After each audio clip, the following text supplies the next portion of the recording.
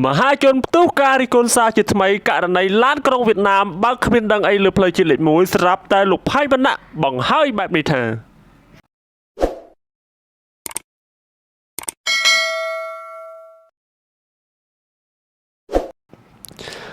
កាលពីថ្ងៃទី23ខែឧសភាឆ្នាំ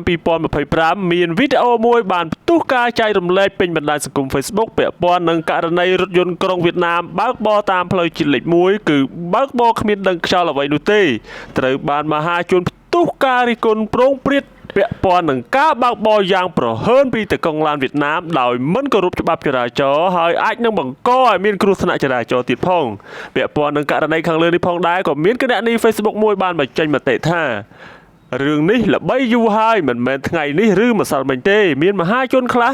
ថាប៉ូលីសយើងអត់ហ៊ានហើបមាត់ជាមួយតកង់ឡានក្រុងយួននេះទេអ្នកខ្លះសង្ស័យថាប្រហែលជាមានអ្នកកាងឡានអ្នកខ្លះថាឡានក្រុងយួននេះគឺបង់ខែឲ្យប៉ូលីសទោះវាបើកលើសល្បឿនឬខុសចរាចរណ៍ក៏គ្មានប៉ូលីសណាខាត់ដែរ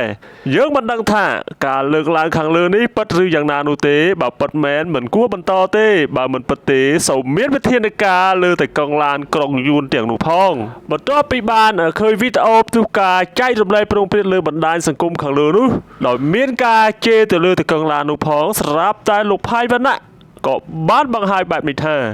គេបានល្អណាស់ប្អូនរាល់ថ្ងៃឡានក្រុងបើកនៅផ្លូវជាតិលេខ1បើកបរប្រហើនណាស់គ្មានគិតគូរពីអាយុជីវិតអ្នកដទៃទេ